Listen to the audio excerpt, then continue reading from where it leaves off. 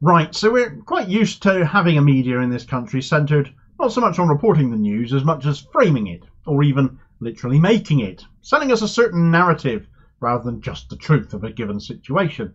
It's the reason my channel exists, to be fair, but seldom does that get more blatantly exposed than when you switch on one of the right-wing alleged news channels, not least the performance Piers Morgan put in last night whilst supposedly interviewing Jeremy Corbyn, the former Unite the Union boss Len McCluskey.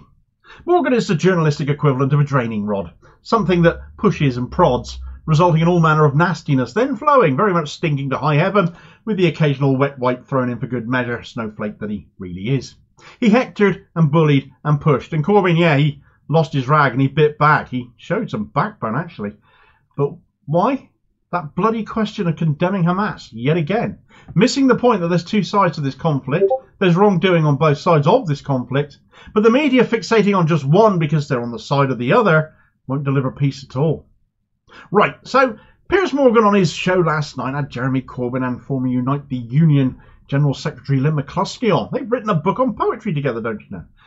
But the interview with Corbyn descended into a classic example of Morgan just battering a guest with a question that means nothing, is actually a matter of fact anyway, and doesn't seek to promote or inform the audience. But when the audience is those who happen to watch Morgan's Uncensored show on Murdoch TV, Talk TV, no doubt they were cheering Morgan on as they became increasingly more and more dumbed down by his antics.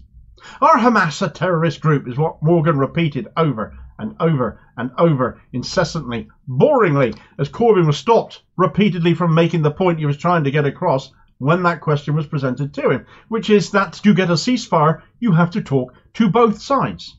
Morgan just didn't want to hear it, and more to the point, he didn't want his audience to hear it, so he thuggishly bullied Corbyn for over 2 minutes straight like this. Not that Corbyn just took it, mind. He showed some grit I wish he'd shown when he was Labour leader. Now, some watching this will say, yeah, but all Corbyn had to do was say that they were terrorists, and to that I'd say, as a leading UK politician, which he still is, he still gets platformed, he still very much lives rent-free in the heads of many proving this. It does nobody, least of all the people of Gaza, any favours. It in no way leads to that possibility of a ceasefire by calling one side of the issue terrorists, as Morgan wanted. Now, Corbyn could have said, yes, they are. He could have turned that back on Morgan by saying, oh, in addition to that, do you condemn the attacks on innocent Gazan civilians by the IDF as terrorism?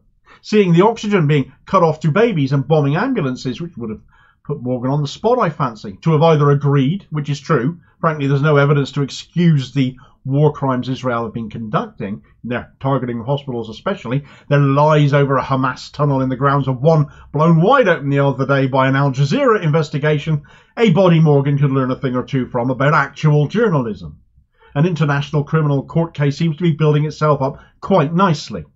Alternatively, Corbyn could come back with saying yes to Hamas being a terrorist group and coming back on Morgan by asking, does international law allow the occupied to resist occupation by any means? Which is also true, though I don't condone the means Hamas took, obviously. Of course, either of those responses predicates being able to get a word in edgeways, as Morgan is practically on his desk, jumping up and down like some kind of red-faced gammon-themed yo-yo, braying, is Hamas a terrorist group? Do you think Israel can do peace with Hamas? And every other pro-Israeli point he chose to push and make on his show. Here's the thing, though, Piers. However the world has designated Hamas, they are the government of Gaza. Are they a good government? A popular government? No, they are not. That is why they have been in power for 17 years, because it has been 17 years since Hamas last allowed an election to happen in Gaza. There have been no elections there since 2006. Hamas, at that time, portrayed themselves as seeking peace, to now saying they'll repeat the events of October the 7th again and again and again.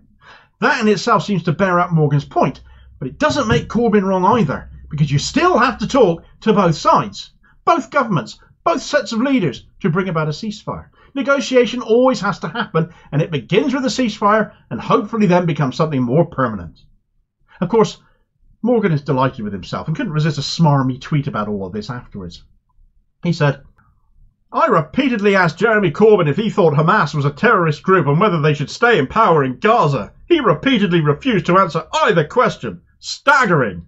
Well, you repeatedly wouldn't let him answer. You repeatedly refused to let him contextualise his response in terms of the requirement of a ceasefire, which is the point he was trying to make and is the position he's been committed to for years, Hamas is a terrorist group. It committed an act of terrorism on October the 7th and many before, since it came into existence in 1987.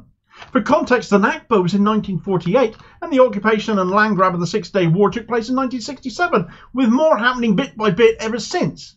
Israel have been an oppressor and they've been committing acts of terrorism and violations of international law, I would argue, for a lot longer than Hamas have. Not that excuses any such actions at all. But for all of Hamas's atrocities, they are still the government in Gaza. Should they be in government? Probably not. I think they'd be voted out if they held an election, which is why they won't hold one. They'd hardly be the first government behaving like that, though, would they? It's unfortunate, I would suggest, that both Hamas and Netanyahu have been in government quite as long as they both have, as far as a peaceful, permanent resolution goes. Both are unpopular governments. Both face protests from their own people. Neither speak for the majority of their citizens, Gazan or Israeli alike.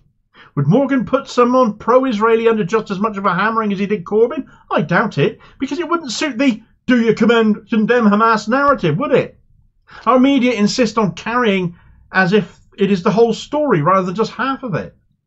Hamas are opposed to the apartheid going on in Israel, and it reminds me that the ANC in South Africa, also opposed to apartheid there, once upon a time, back in the 1980s, were once labelled terrorists too, that Nelson Mandela was called a terrorist and locked up for it. Real terrorists like General Pinochet, though, well, they were welcomed as friends by the likes of Margaret Thatcher at that time, weren't they? We know different now, though. And in future we may look back on what is happening here and now very differently from the narratives that are being set, especially narratives being set by the likes of Piers Morgan. The responses to Morgan's self-adulating tweet bear out that people saw right through him, though. Ashok Kumar on Twitter said, "What's staggering about it? Israel is getting rid of Hamas to justify this genocide. What are the alternatives? A Gaza government by the fascist occupiers? A Gaza governed by fascist occupiers bootlickers, the Palestinian Authority? Corbyn's a serious person who doesn't act on soundbite impulses." Socialist Voice account said mainstream journalists are still obsessing over Jeremy Corbyn while Gaza burns. Staggering. Journalist Robert Carter of 5 Pillars News, the only independent Muslim news site going in the West, said, "Almost as staggering as you repeatedly refusing to answer whether you condemn Israel or the IDF. It's best not to throw stones in a glass house, Piers." So how about it then, Piers? Thanks for answering that question. Seems only fair when you railroaded someone else to say the opposite, blocking them from finishing a sentence because they refused to just say yes or no without the necessary added context. Because this isn't that simple a problem to fix. It wouldn't still be going on after 75 years if it was. So instead of trying to get a gotcha and inviting guests on just so you can talk over the top of them, try using those things on the side of your head once in a while and listen. Because you don't do nearly enough of that. And in my opinion, anyone watching your show believing they're being informed are being let down without perhaps realising it. Big up JC, you're still triggering the right people. You're still leading the opposition in practice, if not in name. And it's a sad state of affairs when it is opposition such that he is showing to our nominally political leaders that is to call for peace and a ceasefire right now. Thanks for watching. I hope you found that video useful. Please like, share and subscribe if you did. More content out daily. Please do have your say on the story in the comments below and be part of the conversation. Meanwhile, here's a video recommendation where Piers Morgan very much doesn't like being on the back foot himself, as he found himself to be recently when he went up against Carla Denyer of the Green Party. Not on his own show, as it turned out, so unable to railroad her in quite the same way, but he did try it on still. Yet equally his arguments were no match for hers anyway, also calling for a ceasefire as the Green Party is. And I'll hopefully catch you on the next vid. Cheers, folks.